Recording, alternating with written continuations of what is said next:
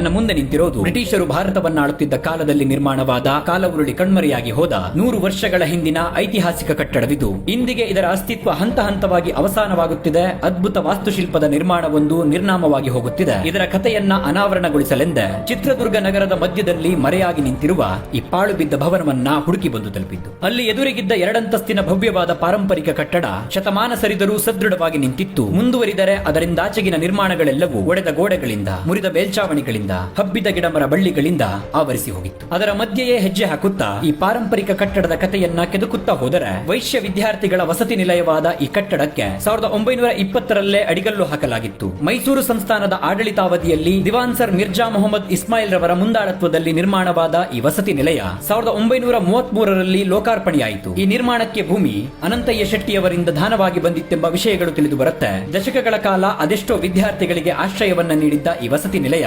ಕಾಲಾನಂತರ D.Ed college ಆಗಿಯೂ, ಶಿಕ್ಷಕರ ತರಬೇತಿ ಕೇಂದ್ರವಾಗಿಯೂ, ಕೋಟೆ ಪ್ರೌಢಶಾಲೆಯ ಕೆಲ ತರಗತಿಗಳಿಗೆ ಬಳಕೆಯಾಗಿಯೂ ಅವಶ್ಯಕತೆಗಳು ಮುಗಿದು ವರ್ಷಗಳ ಹಿಂದೆ ಸ್ತಬ್ಧವಾಗಿ ಹೋಗುತ್ತೆ. ಗತಿಸಿದ ಇದರ ಕಥೆಯನ್ನ ತಿಳಿಯುತ್ತಾ 2 ಮಹಡಿಯ ಭವ್ಯವಾದ ಆ ಕಟ್ಟಡವನ್ನ, ಪಾಳು ಬಿದ್ದ ವರಾಂಡವನ್ನ, ಮಳೆಗಾಳಿಯಂತಹ ವಾತಾವರಣದ ದಾಳಿಗೆ ಸೋತು ಶರಣಾದ ಕೆಲ ಕೋಣೆಗಳನ್ನ, ಹೊಸ ಕಟ್ಟಡಗಳನ್ನು